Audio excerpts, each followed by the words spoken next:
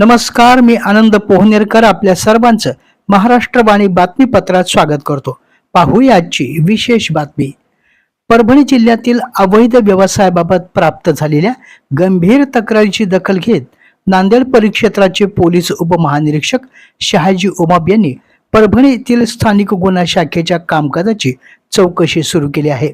या प्रकरणी स्थानिक गुन्हा शाखेचे काही दिवसापूर्वीच रुजू झालेले पोलीस निरीक्षक गजेंद्र सरोदे यांना नियंत्रण कक्ष नांदेड येथे संलग्न करण्यात आले आहे.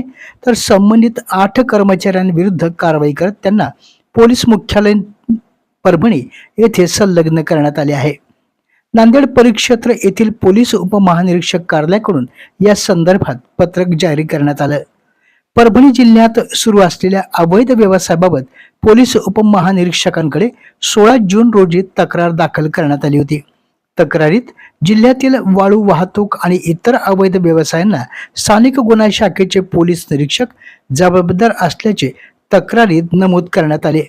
त्यामुळे तक्रारीचे गांभीर्य लक्षात घेऊन या प्रकरणाची चौकशी नांदेड जिल्ह्याच्या अप्पर पोलीस अधीक्षक अर्चना पाटील यांच्याकडे सोपविण्यात आली. दरम्यान चौकशी पूर्ण होईपर्यंत स्थानिक गुन्हा शाखेचे पोलीस निरीक्षक गजेंद्र सरोदे यांना नांदेड येथील नियंत्रण कक्षामध्ये संलग्न करण्यात आले आहे. तसेच स्थानिक गुन्हा शाखेमध्ये कार्यरत असलेल्या 8 पोलीस अंमलदारांना देखील परभणी पोलीस मुख्यालयात संलग्न करण्यात आले आहे. याशिवाय परभणी जिल्ह्यातील सर्व प्रकारच्या अवैध व्यवसायाविरुद्ध कठोर आणि प्रभावी कारवाई करून त्यांचे निर्मूलन करण्याच्या सूचना परभणी पोलीस अधीक्षकांना देण्यात आल्याची माहिती पोलीस उपमहानिरीक्षक कार्यालयाने प्रसिद्धी पत्रकाद्वारे दिली आहे. पोलीस उपमहानिरीक्षकांच्या या कारवाईमुळे परभणी पोलीस दलामध्ये खळबळ उडाली आहे.